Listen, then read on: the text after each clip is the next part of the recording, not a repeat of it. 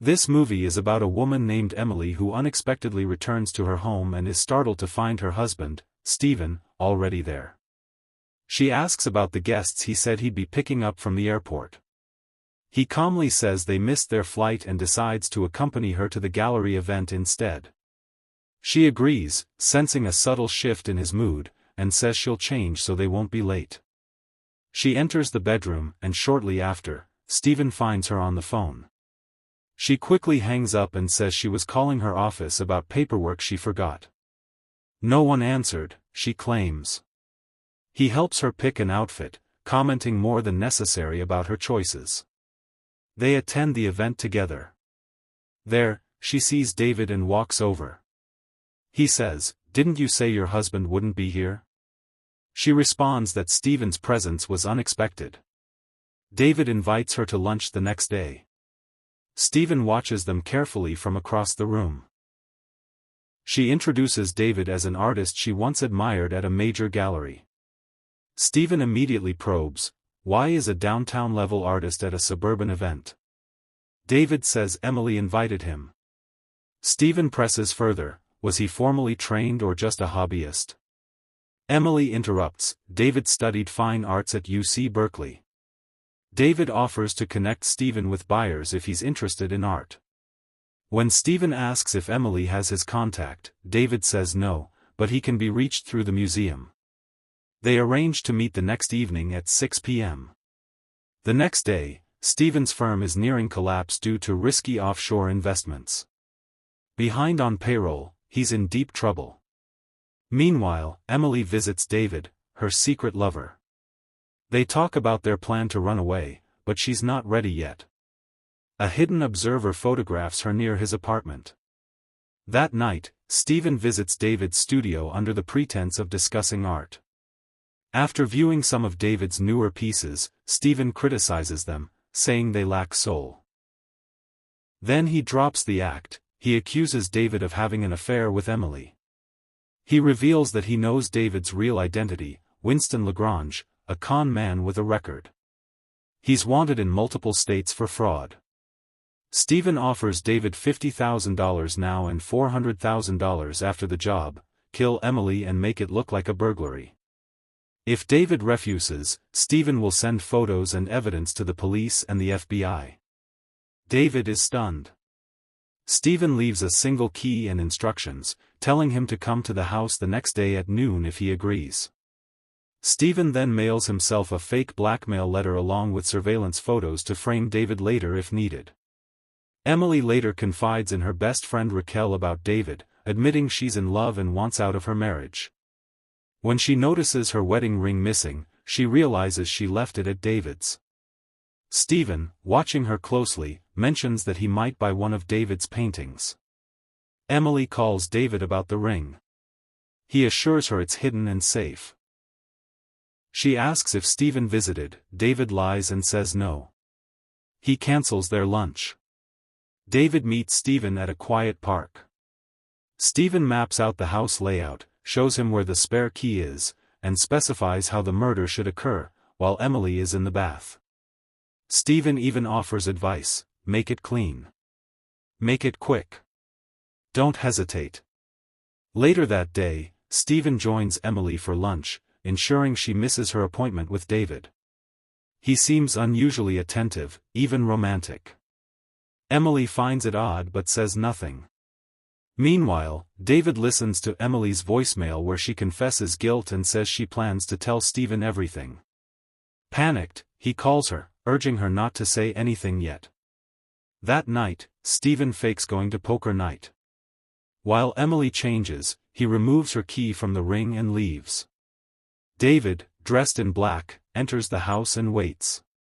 Stephen calls the home line, his agreed-upon signal. But instead of David, Emily answers. David, wearing a mask, attacks. But Emily fights back fiercely, driven by adrenaline and survival instinct. She kills him with a meat thermometer and passes out. Stephen, listening to the call, is shaken but quickly regains composure. He discards the burner phone and drives home. When he arrives, he finds Emily alive, calling 911.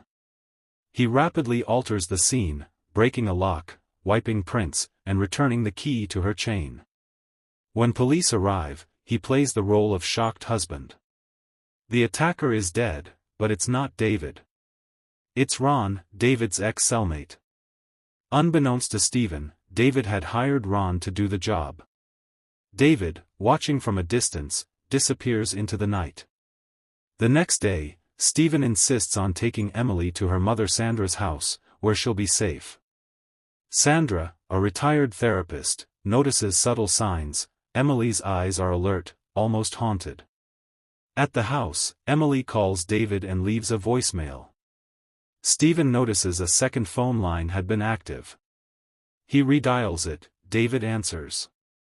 They agree to meet. David confesses he hired Ron because he couldn't go through with the murder. Stephen is furious. David delays payment, claiming he needs more. Emily, now suspicious, tells Raquel she wants to leave Stephen. Raquel suggests Stephen may have had motives, jealousy, money, or worse. Emily begins digging through Stephen's documents. She finds irregularities, shadow accounts, property under aliases, emails hinting at other women. She visits Detective Carmen and shares her concerns. Carmen listens but says there's no proof, yet. However, he notes that the lock showed no signs of forced entry. Why? Emily retrieves the spare key from Ron's old apartment. It matches. Stephen must have given it to the killer. Meanwhile, David blackmails Stephen, pay the full amount or face exposure. Stephen agrees to meet on a train. There, David gives him the recording of their murder plot. But Stephen kills him with a concealed blade. As David dies, he whispers, "She knows everything. I sent her the truth." Panicked, Stephen rushes home and intercepts the envelope containing the cassette. He locks it in his safe. Emily returns home and notices Stephen trying to sneak the key back onto her chain. She confronts him. She heard the tape. She knows about David. She knows everything. Stephen attacks her. A brutal struggle ensues. Emily shoots him in self-defense. Emily plays the tape for Detective Carmen, proving she was the target. Carmen opens a broader investigation. Among Stephen's papers, they find evidence of offshore accounts, IDs under aliases, and links to previous unexplained deaths and staged accidents. The web of manipulation runs deeper than anyone imagined. Meanwhile, Emily stays with her mother. Sandra urges therapy. Emily resists but ultimately agrees. In her sessions, she unravels the emotional control Stephen wielded, how he isolated her, questioned her memory, and minimized her intuition. She realizes how many red flags she ignored and begins to trust herself again. She builds a legal case to freeze his assets and goes public under an alias, giving interviews and raising awareness. But it comes at a cost. Sandra suffers a stroke. Emily pulls back from publicity, torn between purpose and personal loss. Then, a new envelope arrives. Photos of her and David. A note, he wasn't the only one watching. Her fear returns. She hires a cybersecurity expert, who finds spyware on her devices and hidden email logs. The sender? J.R., an associate of Stephen's, possibly orchestrating from the shadows. Detective Carmen digs into J.R. and connects him to a staged accident case eerily similar to Stephen's plot. The FBI joins the case. Emily is placed under protection and relocates again. Eventually, J.R. is identified as Julian Reeves, Stephen's former business partner, presumed dead. He's found living under a false name in Argentina. He's extradited and charged with conspiracy and financial crimes. Emily testifies at the trial, her voice steady. Julian is convicted. In the final act, Emily receives David's final painting, a gift he left with a gallery owner. It shows a woman walking from a burning house into a vast, open field beneath a sky breaking into dawn. She hangs it in her new apartment. But one night, she notices something, a second canvas hidden behind it. Carefully removing it, she discovers a self-portrait David painted. In the corner, a scribbled message, "I never stopped loving you. If there's another life, I'll find you there." The discovery brings both sorrow and closure. Emily starts volunteering at a shelter for women escaping abusive partners. She finds meaning in helping others reclaim their stories.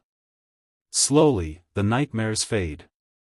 In the final scene, Emily stands before a university classroom, teaching a course titled The Psychology of Deception. She scans the room, confident, grounded. Her final words echo the film's heart. You can rebuild after anything, as long as you don't silence your truth. Subscribe for more movie recaps.